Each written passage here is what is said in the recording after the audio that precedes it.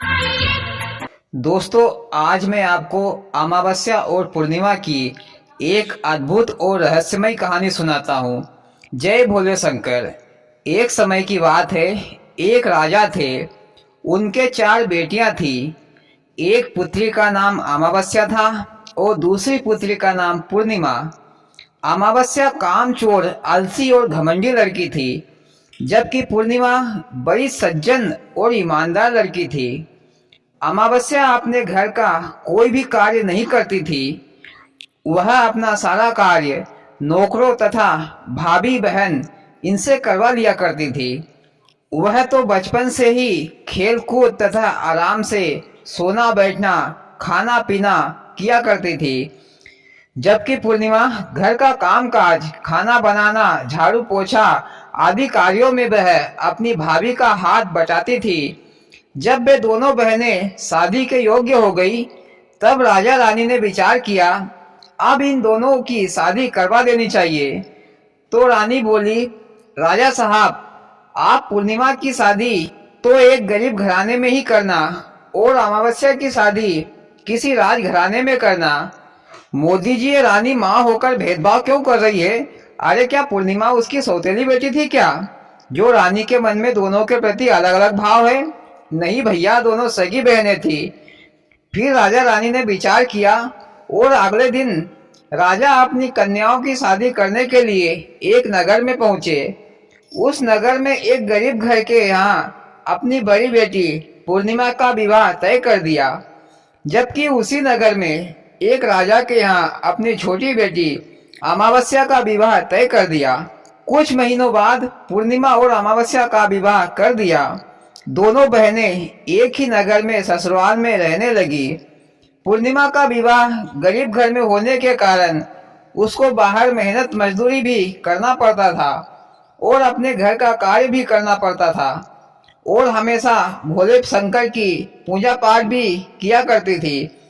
जबकि अमावस्या राजघराने में विवाह होने से वही ऐशो आराम करती, अपना सारा कार्य नौकरों से करवा लिया करती। मोदी जी, ये तो सरासर अन्याय किया रानी ने। लेकिन मोदी जी, पूर्णिमा भोले शंकर की भक्त है। भोले बाबा अवश्य ही उसका साथ देंगे, क्योंकि भोले बाबा भी अपने भक्त को कभी दुखी नहीं देख सकते। हाँ भैया, ये तो सत्य है। फिर एक दिन अमावस्या ने अपने घर पर भजन कीर्तन का प्रोग्राम रखा। नगर के सारे लोगों को निमंत्रण दिया, पर पूर्णिमा के घर निमंत्रण नहीं दिया। जब नगर की स्त्रियां अमावस्या के घर भजन कीर्तन में जा रही थी, तो उन्होंने पूर्णिमा से कहा, बहन तुम नहीं चल रही हो भजन कीर्तन में? तो पूर्णिमा ने कहा, ठीक है, मैं भी चलती हूँ। मोदी जी, पूर्णिमा बिना बुलाए क्यों जा रही अपनी बहन के घर? अरे बिना बुलाए तो हम भगवान के घर भी नहीं जाते। अरे भैया, तुम गलत कह रहे हो। अरे बिना बुलाए भगवान के घर तो जाना ही पड़ता है। जब मौत आती है तो चुपचाप निकल लेता है आदमी, वहाँ निमंत्रण की जरूरत नहीं होती। 100 आने सच कहा भैया। पूर्णिमा इसलिए जाने के लिए तैयार हो गई क्योंकि उसकी बहन की गलती छुपाना चाहती थी, कि कोई ये ना पूछे कि तुम्हारी सगी बहन होने के बाद भी उसको निमंत्रण नहीं दिया। फिर अमावस्या के घर भजन कीर्तन समाप्त हुआ और जब प्रसाद बांटा गया, तो अमावस्या को उसकी बहन पूर्णिमा दिखी। तो अमावस्या ने कहा कि मैंने तुमको निमंत्रण नहीं दिया, पर तुम बिना बुलाए मुंह उठा के यहाँ चली आई हो। तेरे आने से मेरी कितनी बेइज्जती होगी, जरा कभी सोचा है? अपनी हैसियत देखकर किसी के घर भी जाना आना किया कर। जा चुपचाप अपने घर चली जा, तेरे को प्रसाद देने में भी मेरी तौहीन होगी। इधर बेचारी पूर्णिमा की आंखों में आंसू बहने लगे। अमावस्या की ये कड़वी बातें सुनकर वह रोती रोती अपने घर की ओर चल दी। मोदी जी, अमावस्या को प्रसाद नहीं देना था तो कोई बात नहीं, पर बेचारी पूर्णिमा की बेइज्जती तो नहीं करना था। हाँ भैया, ये तो बड़ी गलत बात है। इधर पूर्णिमा अपने घर जा रही थी। अचानक उसके मन में विचार आया कि वह अपने बच्चों को प्रसाद क्या देगी, क्योंकि बच्चे तो प्रसाद मांगेंगे। फिर उसने विचार किया कि मैं अपने मायके चली जाती हूँ, वहीं से अपने बच्चों के लिए प्रसाद ले आऊंगी। फिर पूर्णिमा आधे रास्ते से ही अपने मायके की ओर चल पड़ी। चलते चलते पूर्णिमा को एक तुलसी माता का चबूतरा दिखाई दिया और बगल में ही एक बूढ़ी माता बैठी थी। ऐसा लग रहा था कि उस बूढ़ी माँ ने महीनों से नहाया धोया नहीं और तुलसी माता का चबूतरा भी काफी गंदा था और घास फूस से ढका हुआ था। फिर उस बूढ़ी माँ ने पूर्णिमा से कहा, बेटी कहाँ जा रही हो?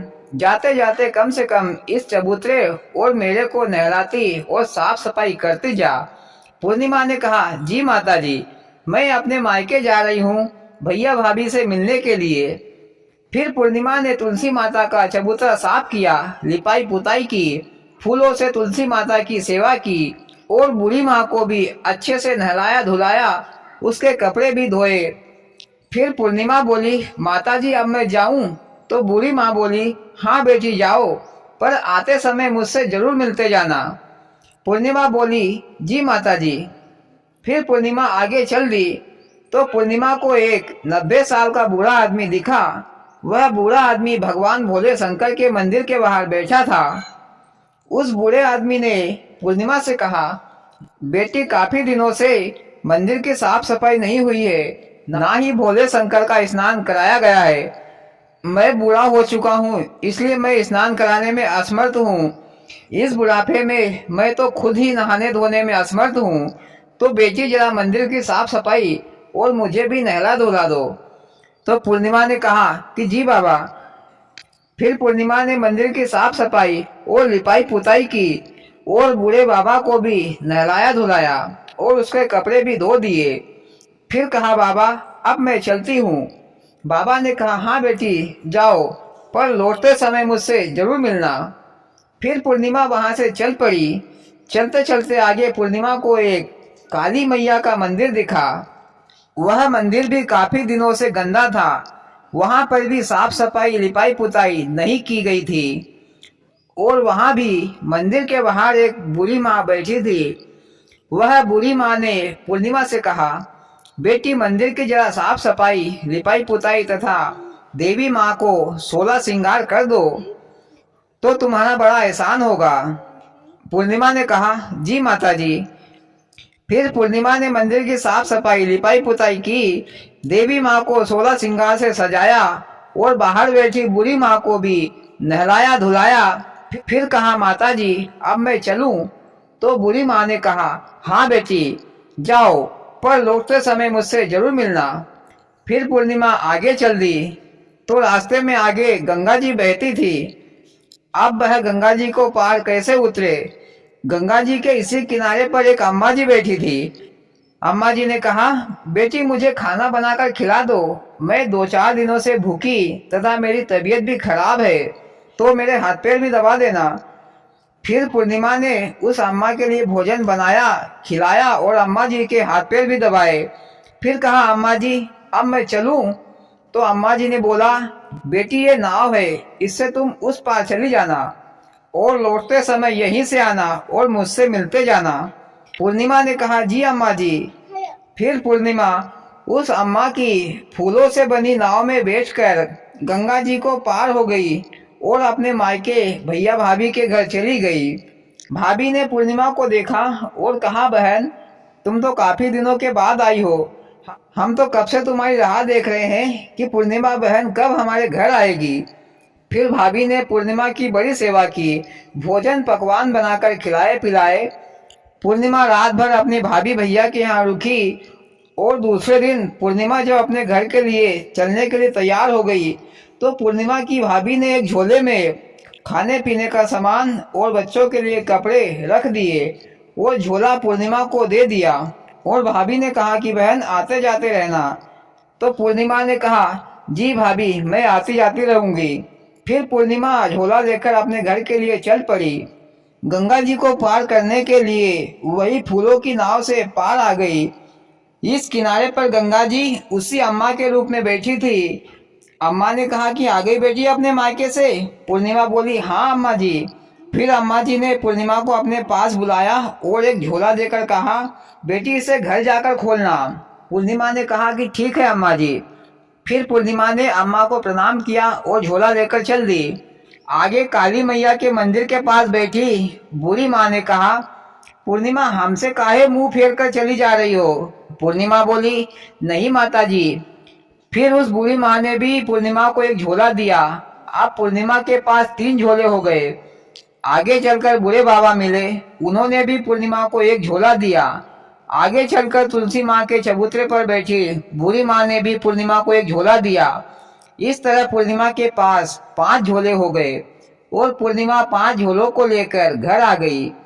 मोदी जी, उन झोलों में क्या होगा? उन बूढ़े लोगों ने पूर्णिमा को क्या दिया होगा? हाँ भैया, मैं बता रहा हूँ। घर आकर पूर्णिमा ने अपने भाभी के झोले को खोला और देखा कि उसमें खाने पीने का सामान और बच्चों के लिए कपड़े थे। फिर दूसरा झोला खोला जो गंगा जी ने दिया था, उसमें सोने चांदी हीरे जवाहरात थे। तीसरे झोले को खोला तो काली माँ के उस झोले में 16 श्रृंगार था। चौथा झोला खोला तो भोले बाबा ने उस झोले में खाने पीने का सामान, अनाज, गेहूं, आटा, चावल आदि सामान था। पांचवा झोला खोला तुलसी माता का, उसमें महंगे महंगे कपड़े निकले। मोदी जी, उन झोलों में से जो सामान निकला है उसमें कितनों दिनों तक पूर्णिमा का पेट भरेगा? भैया, ये सारे झोले देवी माँ और भोले शंकर ने दिए हैं, तो उनमें कभी भी सामान खत्म नहीं होगा। एक सामान निकाल लेने पर दूसरा सामान वहीं पर वापस आ जाता है और सामान कभी भी खत्म नहीं होगा। इस प्रकार पूर्णिमा धनवान बन गई। फिर पूर्णिमा ने भी अपने घर पर भजन कीर्तन का प्रोग्राम रखा। पूर्णिमा ने अपनी बहन अमावस्या को भी बुलाया। अमावस्या जब पूर्णिमा के घर आई तो देखा कि पूर्णिमा उससे भी ज्यादा धनवान हो चुकी थी। तो अमावस्या ने पूर्णिमा से इसका कारण पूछा, तो पूर्णिमा ने अमावस्या को सारी बात बता दी। फिर अमावस्या भी दूसरे दिन अपने मायके के लिए चल पड़ी। रास्ते में तुलसी माता का चबूतरा दिखा। तुलसी माता ने कहा, बेटी, मेरा चबूतरा साफ कर दो। तो अमावस्या ने कहा कि बुढ़िया, तुमको ठीक तरीके से दिखाई नहीं देता है क्या? मैं रानी हूँ, कोई तुम्हारा चबूतरा साफ सफाई करने वाली नौकरानी नहीं। फिर ऐसा बोलकर अमावस्या आगे चल पड़ी। आगे भोले शंकर का मंदिर दिखा। बाबा ने भी साफ सफाई की बात की, तो अमावस्या ने बाबा को भी ऐसा ही कहा। आगे काली माँ के मंदिर में भी ऐसा ही कहा और गंगा जी के किनारे पर भी ऐसा ही कहा। फिर अमावस्या एक लकड़ी के नाव में बैठी, तो नाव में एक कांटा था जो अमावस्या के पैर में चुभ गया, जिससे अमावस्या को बहुत दर्द हुआ और खून भी बहने लगा। फिर अमावस्या उसी नाव में बैठकर अपने भैया भाभी के घर पहुंच गई। भाभी ने उसे पानी तक की नहीं पूछा, क्योंकि भाभी ये जानती थी कि अमावस्या निरा कामचोर और आलसी है। खुद ही अपना थोड़ा बहुत काम कर लेगी तो काम करना सीख जाएगी, तो उसी के लिए अच्छा होगा। जैसे तैसे करके अमावस्या रात भर रुकी। इसके बाद दूसरे दिन अमावस्या जब अपने घर के लिए चलने लगी, तब अमावस्या ने अपनी भाभी से कहा, भाभी, मुझे कुछ नहीं दोगी? पूर्णिमा को तो तुमने एक झोला दिया था। फिर भाभी गई तो भाभी ने एक झोले में मिट्टी भरकर अमावस्या को दे दिया। अमावस्या ने देखा कि झोला काफी वजनदार है, तो मन ही मन खुश हुई कि भाभी ने तो पूर्णिमा से भी ज्यादा कीमती वस्तुएं रखी होगी, तभी तो झोला इतना वजनदार है। फिर अमावस्या अपने घर के लिए चल पड़ी। फिर गंगा जी को लकड़ी की नाव से पार किया, तो अमावस्या के दूसरे पैर में भी कांटा चुभ गया। अब अमावस्या दोनों पैरों से लंगड़ी हो गई थी। ऊपर से मिट्टी से भरा झोले का बोझ उठाकर आ रही थी। गंगा जी के इस किनारे अमावस्या ने अम्मा जी से कहा, अम्मा जी, तुम मुझे कुछ नहीं दोगी? तो गंगा रूपी अम्मा जी ने एक झोले में पत्थर भरकर दे दिया। तो अमावस्या और ज्यादा खुश हुई कि यह झोला तो भाभी के घर के झोले से भी ज्यादा वजनदार मालूम होता है। लगता है कि सोने चांदी के आभूषणों से भरा होगा। फिर अमावस्या आगे आई और काली माँ के मंदिर के पास आकर कहा, माता जी, मुझे कुछ नहीं दोगी? तो काली माँ के मंदिर के पास बैठी बुढ़िया ने एक झोले में ईटा भरकर अमावस्या को दे दिया। तो अमावस्या और ज्यादा खुश हुई। यह झोला तो काफी वजनदार है, जरूर इसमें हीरे जवाहरात होंगे। फिर अमावस्या दोनों पैरों से लंगड़ाती हुई तीनों झोलों का वजन उठाए धकोड़े खाती हुई आगे चल पड़ी। आगे चलकर भोले बाबा के मंदिर के पास आकर बोली, बाबा, मुझे कुछ नहीं दोगे? तो बूढ़े बाबा ने एक झोले में भस्मी राख भरकर दे दिया। तो अमावस्या बहुत खुश हुई कि इसमें जरूर मेवा होगा।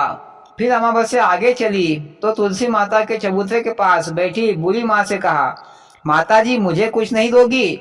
मोदी जी, अमावस्या को वजन नहीं लग रहा है क्या? जो ईटा पत्थर मिट्टी राख के झोले को लाद कर ला रही है और बहुत खुश हो रही है। अरे भैया वजन क्यों नहीं, अमावस्या को तो उसकी नानी की नानी याद आ रही होगी। अरे कम से कम 1 कुंटल का वजन हो गया होगा। दोनों पैरों में कांटा भी चुभ गया है, वैसे ही लंगड़ाती चल रही है। फिर भी कमी है, इसलिए तुलसी माता से भी मांग रही है कि माता जी मुझे कुछ नहीं दोगी। अरे झोलों को खोलकर देखेगी तो किस्मत को दोष नहीं बल्कि अपना माता ही ईटा पत्थरों से फोड़ लेगी। हाँ भैया, सही कहा। फिर तुलसी माता ने भी एक झोले में लक्कड़ के वजनदार गुटके भरकर दे दिया। अब तो अमावस्या की खुशी का ठिकाना नहीं था। वह मन ही मन सोचती कि मुझे तो घोड़ा गाड़ी लाना चाहिए था। मैं एक एक झोले की जगह पर 2-2 4-4 झोले मांगती तो मैं पूर्णिमा से 4-6 गुना धनवान बन जाती। पर चलो ठीक है, इतना ही सही। फिर अमावस्या उन 5 झोलों को अपनी पीठ पर रखकर करांचती हुई धकोड़े खाती हुई घर आ गई।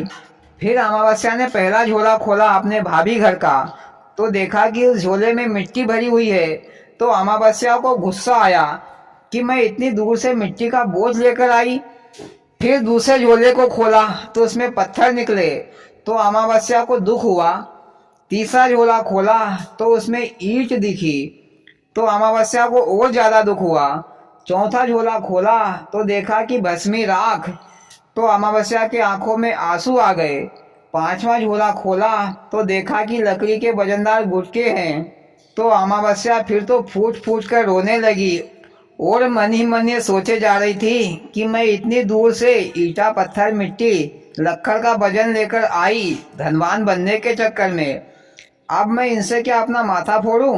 मोदी जी, अब अमावस्या को समझ में आया कि लालच का फल कितना वजनदार होता है। उसका वजन उठाते उठाते आदमी का ही वजन खत्म हो जाता है। हाँ भैया, सही बोले। फिर अमावस्या ने पूर्णिमा से माफी मांगी और कहा, बहन मुझे तो घमंड और अहंकार ने मिटा दिया। तो पूर्णिमा ने कहा कि बहन, तुम निस्वार्थ भावना से भोले शंकर का भजन कीर्तन करो। भोले शंकर बिना मांगे सब कुछ दे देते हैं। हारिए ना हिम्मत, बिसारिए ना राम। तब से अमावस्या भी भोले शंकर की भक्ति करने लगी और आराम से रहने लगी और कहानी खत्म। वाह मोदी जी, बड़ी ही अद्भुत रहस्यमयी और शिक्षाप्रद कहानी सुनाई। सुनकर ज्ञान प्राप्त हुआ और मजा भी आया। और भाइयों, आपको कैसी लगी मोदी जी की कहानी? अच्छी लगी हो तो प्लीज वीडियो को लाइक और चैनल को सब्सक्राइब करें। भोलेनाथ सबके साथ।